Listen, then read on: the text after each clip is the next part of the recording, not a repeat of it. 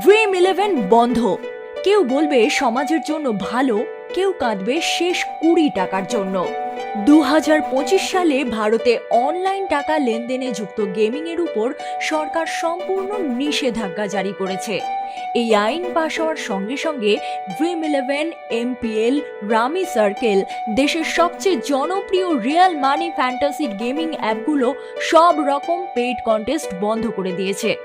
এতদিন আইপিএলে কোটি কোটি স্পন্সরশিপ দিয়ে যে কোম্পানি দাপিয়ে বেড়াতো, তারা আজ নিজেদের দ্বিতীয় ইনিংসের জন্য প্রস্তুত করছে। কিন্তু কেন এই কড়া সিদ্ধান্ত? সরকার ও বিশেষজ্ঞরা বলছেন টাকা ভিত্তিক অনলাইন গেমিং সামাজিক ব্যাধি, মানুষের মানসিক ও আর্থিক স্বাস্থ্যের ক্ষতি করছে। তথ্য প্রযুক্তি মন্ত্রী জানিয়েছেন, ফ্যান্টাসি গেমিং অ্যাপের কারণে দেশ জুড়ে লক্ষ লক্ষ মানুষ নিজেদের কষ্টার্জিত টাকা হারিয়েছেন। শুধু তাই নয়, আসক্তির কারণে আত্মহত্যার মতো ঘটনাও সামনে এসেছে। গড়ে এক মাসে ভারতে ফ্যান্টাসি গেমিংয়ে 10,000 কোটি টাকার লেনদেন হয়েছে, আর 45 কোটি মানুষ একত্রে 20,000 কোটি টাকা খুইয়েছেন। সংখ্যা শোনার পর আতঙ্ক লাগে। নতুন অনলাইন গেমিং বিল 2025 বলছে, অনলাইন গেমে কোনো অর্থের লেনদেন থাকলেই সেটা বেআইনি। আইন ভাঙলে অ্যাপ কোম্পানিকে 3 বছর পর্যন্ত জেল ও 1 কোটি টাকা জরিমানা দিতে হবে।